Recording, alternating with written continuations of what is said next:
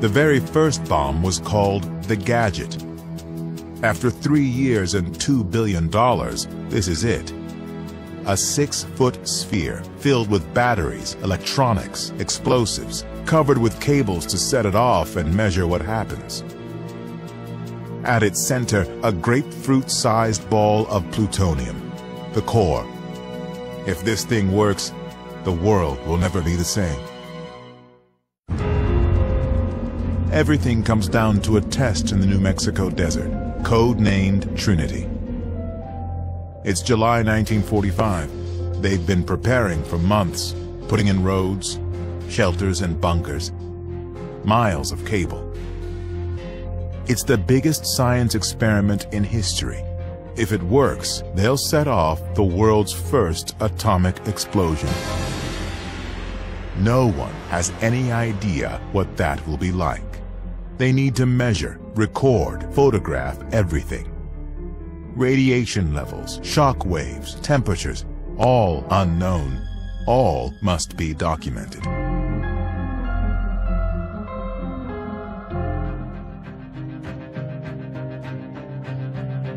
Thousands of miles away in Potsdam, Germany, President Harry Truman is negotiating with Stalin.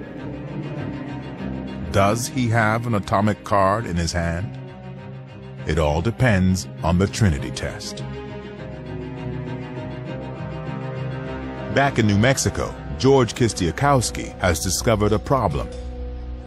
It looked as if the bomb might be a dud. Since they had poured the explosive and it was hot when it was poured, there was the possibility there would be bubbles in there.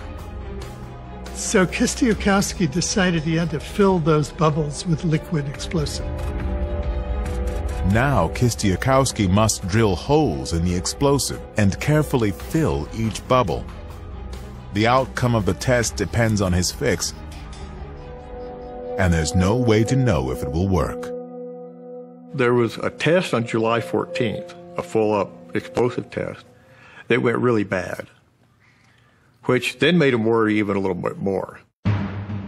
They are out of time. All they can do is press on and hope.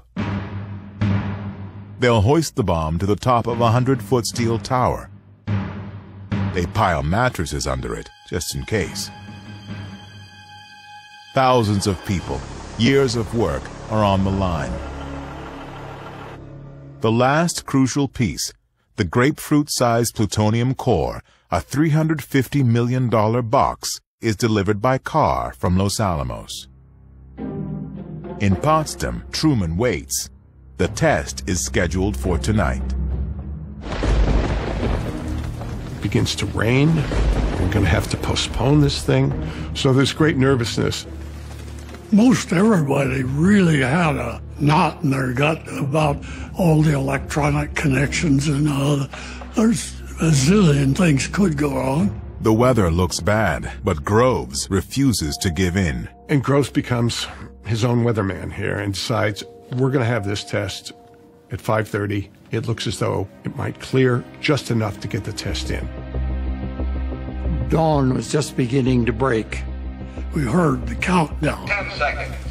It's July 16th, 1945. 3 years, hundreds of thousands of people, the futures of Groves and Oppenheimer. Their careers involved. There's $2 billion spent. 7. Unproven science. A president waiting. A chance to end the worst war in history. 3. Will it work?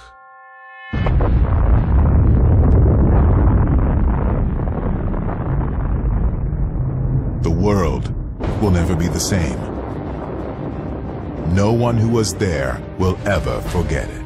Couldn't believe that I would see it when I had my eyes closed. It was the most incredible sight I've ever seen in my life.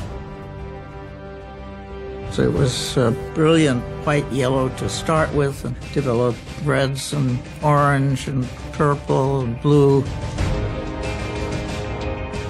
I was just standing there with my mouth open. Engineer Jack Abbey has brought his camera. I snapped the shutter wide open. Jack Abbey's picture is the only properly exposed color still photo from that night. A new age has begun. The bomb is about to change everything.